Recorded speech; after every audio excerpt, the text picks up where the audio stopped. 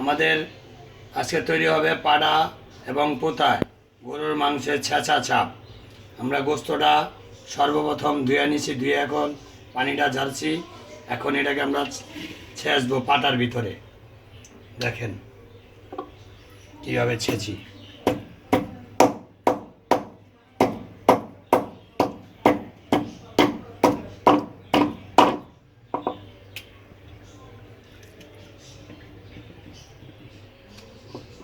Hello,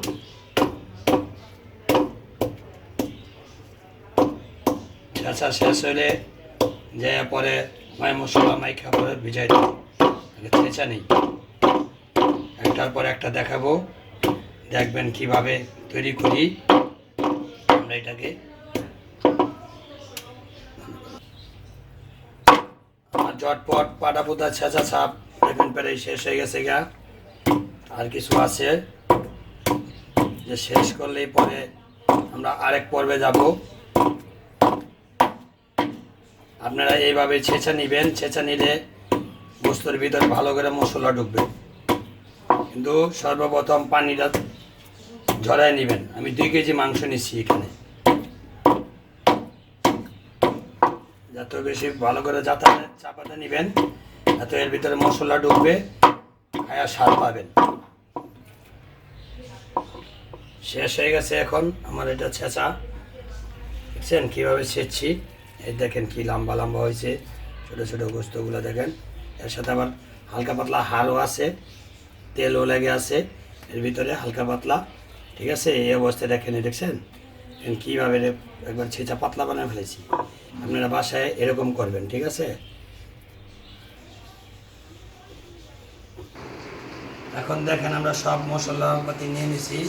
এখন এগুলো সব কিছু মিক্স করবো। আমি সর্বপ্রথম বলে দিই, এটার ভিতরে টক দই 3 টেবিল চামচ, এটার ভিতরে লেগা কাবা চাপের মশলা মিক্স, এটার ভিতরে আছে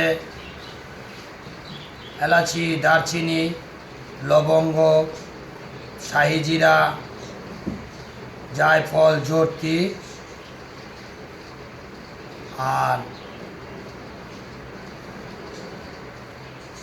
আর লেগা এটার ভিতরে আদা রসুন 4 টেবিল চামচ, টমেটো কেচাপ 3 টেবিল চামচ, পেঁয়াজ বাটা 2 টেবিল চামচ, মরিচ 1.5 টেবিল চামচ।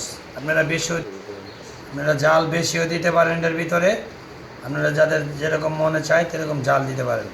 আর 1 টেবিল চামচ হলুদের গুঁড়া, পেঁয়াজ বেরেস্তা 4টা পেঁয়াজ, বড় সাইজের 4টা পেঁয়াজের বেরেস্তা, আর স্বাদ মতো লবণ। এখন দেখেন এই গোস্তর ভিতরে আমি সর্বপ্রথম দিয়ে দিব টক দইটা।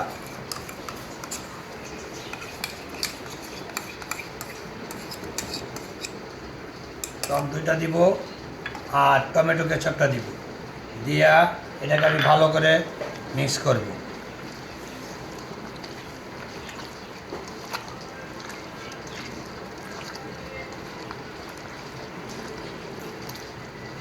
এখন এটার ভিতরে লবণ তো দিয়ে দিব।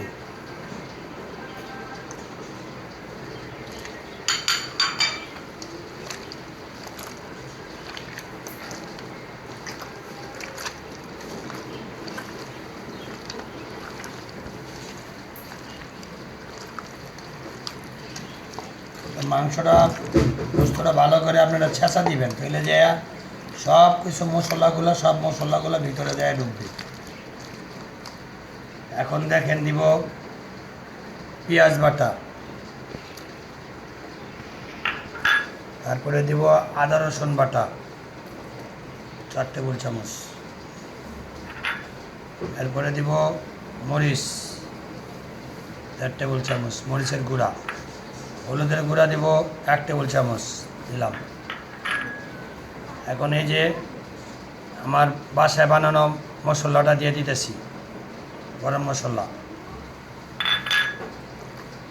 দেখেন এটা আবার ভালো করে মাখতে হবে, সুন্দর করে ভালো করে মাইখা দেখেন কালারটা কি হয়।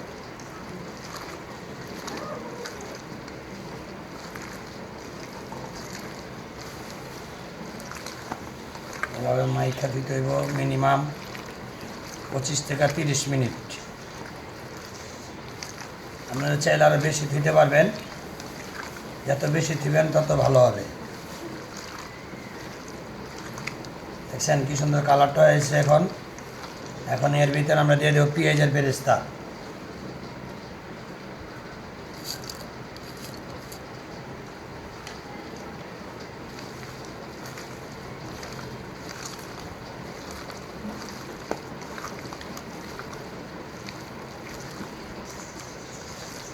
দেখছেন কি সুন্দর এখন মশলাটার একটা কি সুন্দর একটা কালার এসেছে, আর কি ফ্লেভার আসতেছে।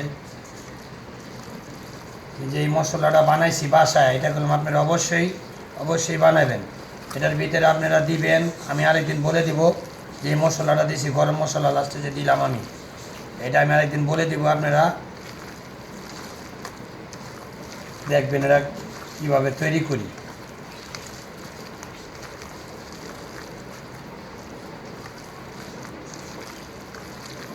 আমার মাখানো প্রায় শেষ হয়ে গেছে। এখন আমি এটারে 25 থেকে 30 মিনিট এই অবস্থায় থুয়ে দিব। যদি সময় আরও বেশি হয় 1 ঘন্টা থুলে সবচেয়ে বেশি ভালো। আপনারা দেখেন কি সুন্দর, দেখছেন একবারে প্রতিটা মাংসর সাথে মিশে গেছে, প্রত্যেকটা মশলা দেখছেন কীভাবে ঢুকছে। এই দেখেন প্রতিটা পিসের ভিতরে দেখবেন এরকমভাবে বস্তুর ভিতরে কি সুন্দর ঢুকে গেছে, দেখছেন। এটা 1 ঘন্টা থুলে সবচেয়ে বেশি ভালো হয়।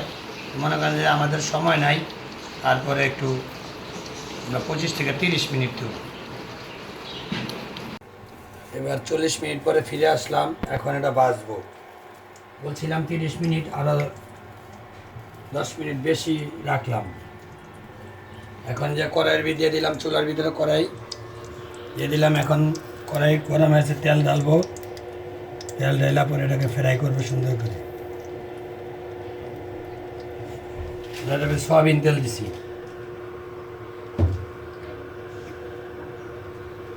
আপনারা বাসায় অবশ্যই এটা ভেজে খাবেন, খাইলে মজা পাবেন। একবার হলে খায়েন, আমার এটা বাজারে খায়া বুঝতে পারবেন আমি কীরকম জিনিসটা তৈরি করছি, তাহলে বুঝতে পারবেন। এখন এটা আমরা চুলার ভিতরে দিয়ে দেবো। দেখেন এই যে নিয়ে আসতেছি, বিসমিল্লাহির রহমানির রহিম। ঝটপট পাড়াগুদা চাপ। দেখেন তেল গরম হয়ে গেছে। এখন আমরা সব ভেজে নিব আস্তে ধীরে। 3 পিস দিলাম, আর 1 পিস দিব, 4 পিস এরকমভাবে ভেজে নিব। ভাজার পরে আমরা কীভাবে খুঁয়ে গেছে এরকমভাবে ভাজবেন।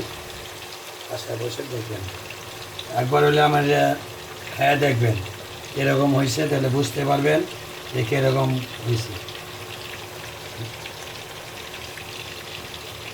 ভাজা হইলে পরে আস্তে ধীরে আমরা ভেজে নিব। ভাজতে 20 মিনিট সময় লাগবে। এখন উল্টায় দিব, এই পাশ উল্টায় দিব।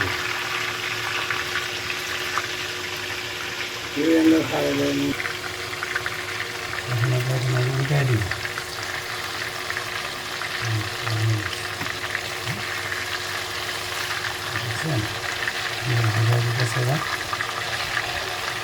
প্রচুর ছিটে, ঠিক আছে, সাবধানে দেখবেন, অনেক ছিটে তেলে। দেখছেন এই যে দেখেন ভাজা হয়ে গেছে, এক সাইড করে ভাজা হয়ে গেছে। 15 থেকে 20 মিনিট লাগে ভাজতে, বেশি সময় লাগে না।